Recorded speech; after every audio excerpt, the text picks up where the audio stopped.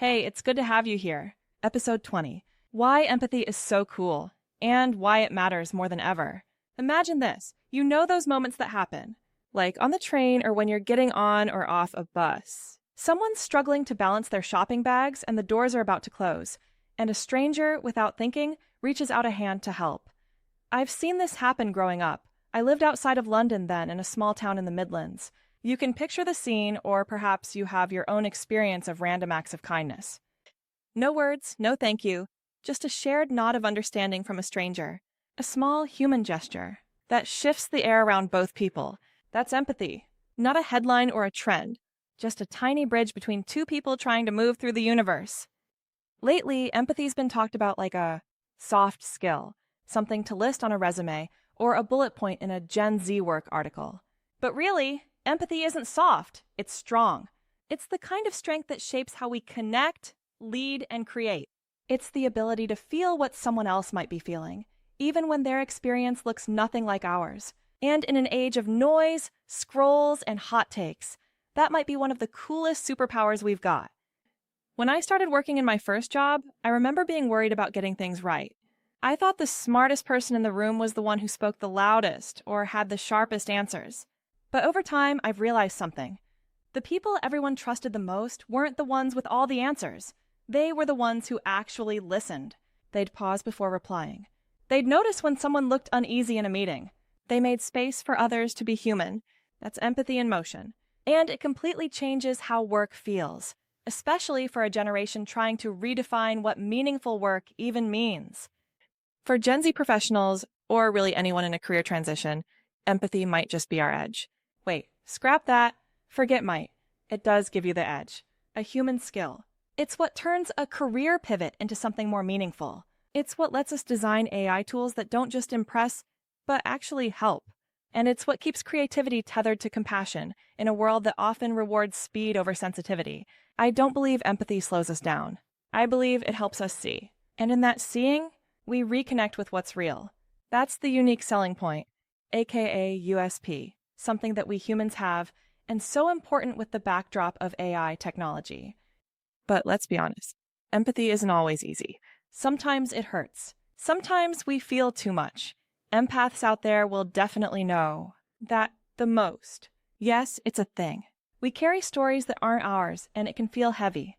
So, how do we keep empathy from draining us? Here's something I've learned. Empathy isn't about merging. It's about witnessing. It's not saying, I feel exactly what you feel. It's saying, I see that you're feeling something, and I'm here if you need me. Just by trying to understand, shows you care. That tiny shift, from feeling for someone to feeling with them, protects both people. It keeps empathy sustainable, because empathy without boundaries is burnout.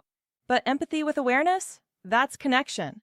And at Pivot Era, that means a lot. If you think about it, empathy is also the root of innovation. When a designer pays attention to how someone actually uses a product, that's empathy.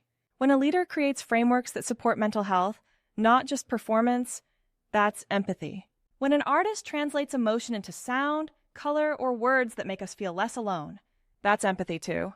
Empathy fuels creativity because it forces us to look beyond ourselves. And that's where all good ideas begin.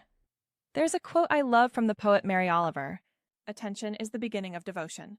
I think empathy starts there too, with attention, with noticing, with slowing down enough to ask, what's it like for the other person right now? What might I not be seeing? What would it feel like to be on the other side of the situation? Every time we ask those questions, we soften something in the world. And maybe we soften something in ourselves too.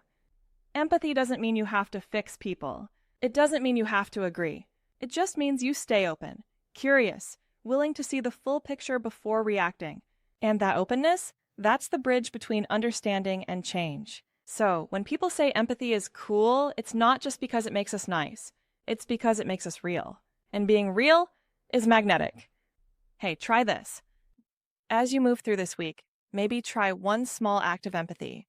Ask the coworker, a friend or family member, who's been quiet how they're really doing.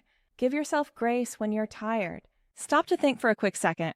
What could be between the lines in that text? If anything. Tiny moments, but together they rewire the world. This is the heartbeat of what we explore here on Pivot Era. things like how emotional intelligence and human connection shape the way we grow, create, and adapt. Empathy isn't just a nice to have, it's the framework for the future, and it might just be the coolest thing about being human. Thanks for being here, for listening not just with your ears, but with your heart. Until next time, remember, you don't have to understand everyone. Just try to see them, and that's enough. This is an AI voice-powered podcast shared by humans who simply want to connect across generations and normalize the art of starting again. New episodes drop every Wednesday and Sunday. Share it with someone who's navigating their own pivot or who needs to hear that beginnings aren't failures. They're growth.